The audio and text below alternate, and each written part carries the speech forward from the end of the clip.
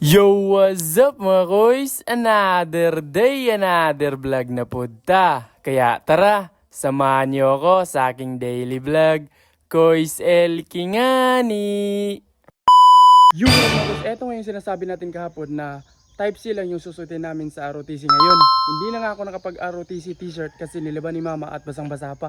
Kaya eto, plain t-shirt na lang yung ginamit natin. Buti na lang Type C lang yung susutin natin ngayon para naman maiba. Puro na lang kasi patig. Sa totoo lang mga koys, ngayon lang ulit kami pinasuot ng Type C matapos ang ilang buwan na training. At dito nga ay medyo makulimlim ang kalangitan. Parang bubuhos ang malakas na ulan. Bago nga kami sasakay ng jeep o multicab ay bibili muna tayo ng lighter. Gagamitin kasi yung cricket para sa buga na gagamitin din ng mga rebelde. Balik tayo dito, hindi na kami sasakay ng multicab dito sa labas ng port, kundi sa loob kami sasakay. Doon no?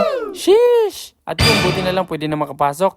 Pwede kasi ditong sumakay. Makakasabay natin yung mga tao na galing sa barko. At eto yung gusto ko, puno agad. Kung doon tayo sumakay sa labas ng port, matatagalan pa tayo bago bumiyahe. At grabe dito, sobrang lakas ng ulan. Doon sa Binoni, wala. Paano na to ngayon? Wala mo ng training. Kasi hihintayin pa tong humupa o tumigil tsaka sasabak na sa training. Kaya takbo!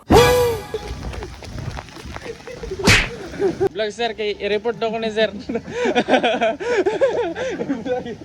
Tayo ngayon, puti pa naman yung t-shirt na ginamit natin. Gagapang-gapang pa naman tayo sa ground, meron pang tubig, aray ko. At dito nga yung iba nasa court, formation sila doon. Kasi maulan pa kung sa ground. At kami, pupunta kami sa assign area para gumawa ng gilisot. At yung salaw sihat, lalagyan din namin para naman maging camouflage. So karon guys, naghimo namin sa hamo ang gilisot. So karon kauban ako mga kauban. Hello mga guys, hello mo diha. Ani ara guys ang CEO sa Ilki. Founder sa Ilki Vlogs. So karon guys, ani ata karon sa bleachers kay naghimo mi og amo ang gilisot. Kay nabili man na ako sa among balay. So karon gimasi-masi mi ganiha dito sa gawas. Pasingot ni guys, kauban sa akong mga kauban.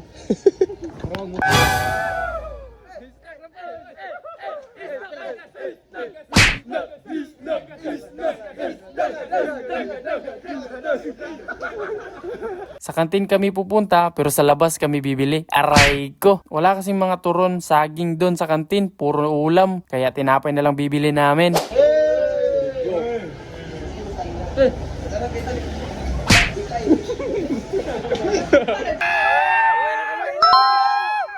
Come on!